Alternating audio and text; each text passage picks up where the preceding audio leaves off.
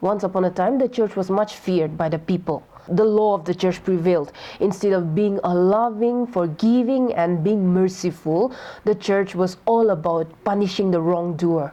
Even the kings used the power of the church and religion to instill fear in the hearts of the subjects, instill fear in the hearts of the people. Then came science, proving the old Anglican preachers wrong. Charles Darwin brought about his theory of evolution, that man evolved from small particles into monkeys to man and stuff. These beliefs and these theories made people move towards a more pragmatic and materialistic belief. And instead of fearing an all-powerful God, or instead of fearing the laws of the church, people began to fear money and power instead of fearing the evangelical God. Keeping that in mind, let's begin today's essay, The Religion of the Future by George Bernard Shaw. Shaw begins by saying that he was born in 1856, and during his time, many people had high hopes in science. The old evangelical rule of religion was coming to an end with the dawning of science.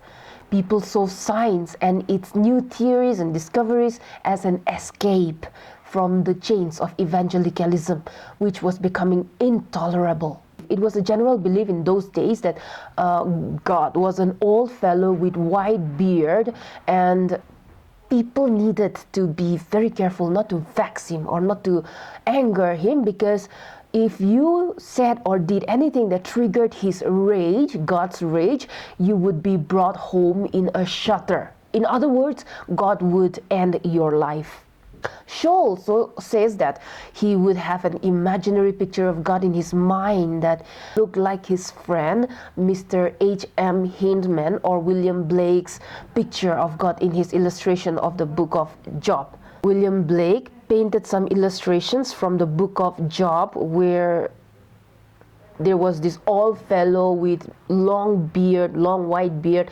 And during those days, people believed that God would look like someone like that, an old man with white beard, who got angry at every single mistake of man. Then he talks about a play or a drama written by Ibsen called Brand, in which Brand, the protagonist, says, "Your God is an old man and I have no use of him."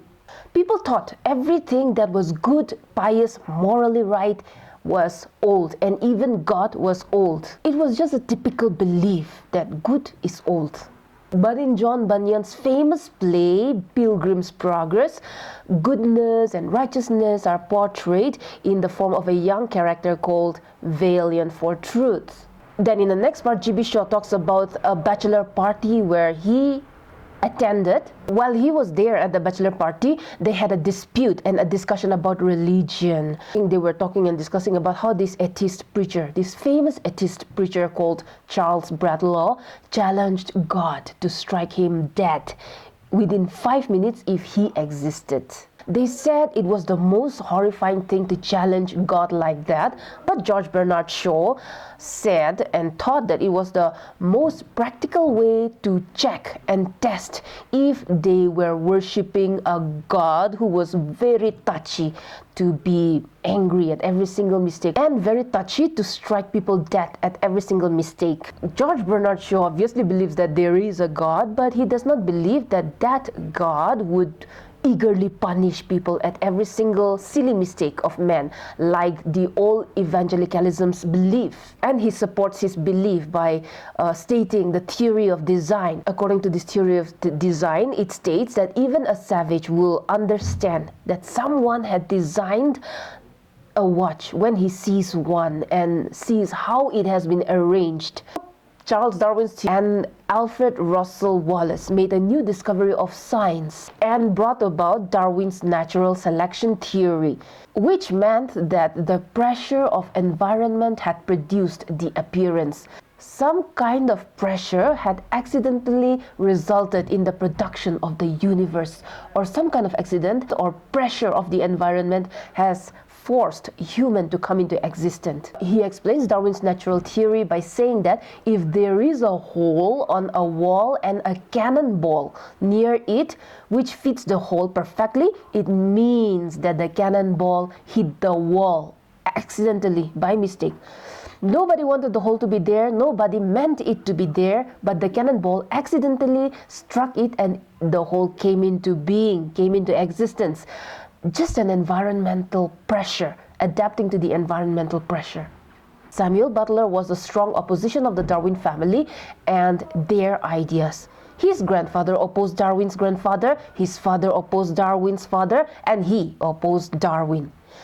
Samuel Butler opposed the theory of natural selection, saying that this theory banishes mind from universe. It gives a universe that no intellectual person can see or understand.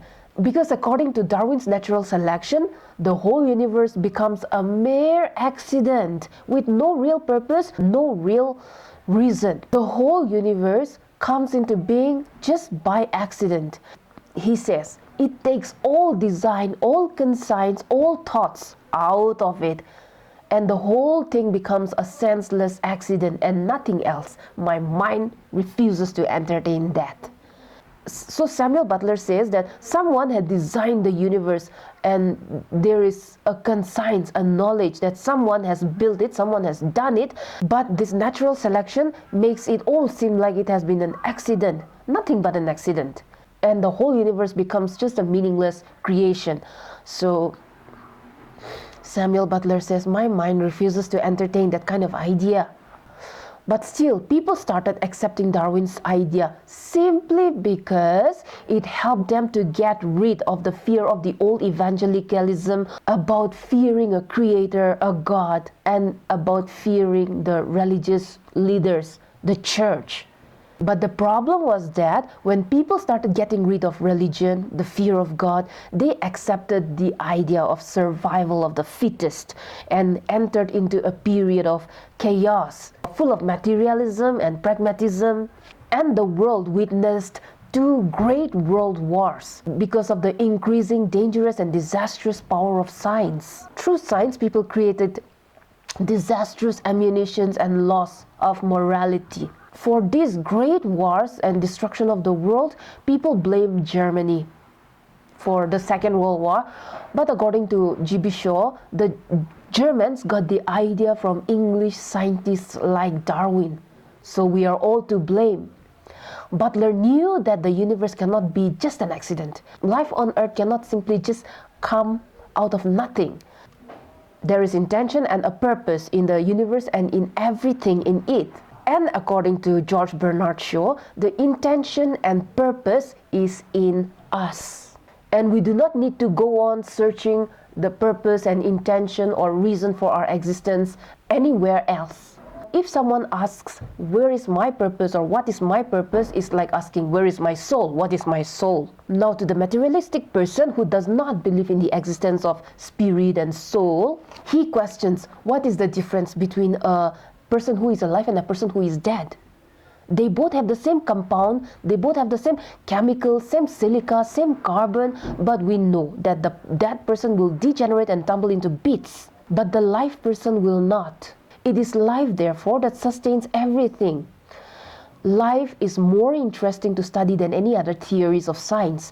There is a certain power or force that puts life into everything.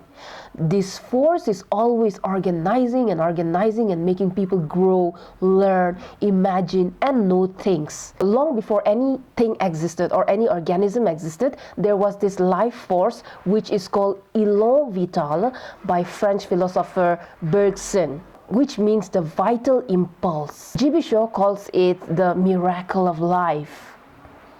According to him, this life force is passed on from generation to generation and is only becoming more powerful, more knowledgeable, and in the future it will become all-powerful and all-knowing, omnipotent and omniscient. If we learn deeper about this life force, we will realize that God exists and exists in us.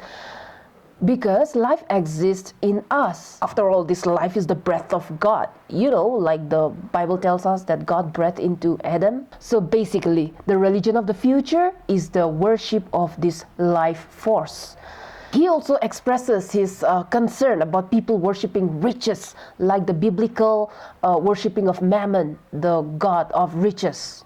His main idea that we need to remember is that he says, instead of worshiping materialistic riches and power, if we unite and give life a chance to improve and develop, if we give every individual to reach his or her true potential, we will begin to see that our mind is the mind of God and our hands the hands of God. He also rejects the old evangelicalism under which people were subjected to fear the church and have these superstitious ideas that if you disobey God, he would send you home in a shutter, or he would end your life immediately. But if we realize the power of life, we realize the root of all religion. And with this realization, we understand what Christ had been trying to teach all his lifetime on earth, that the God whom we search to worship is in every individual. With that, Shaw ends his speech, or Shaw ends his essay, The Religion of the Future. That was a tough one. I hope it was helpful, but thank you for the suggestion. And I'll see you in the next video. Thank you.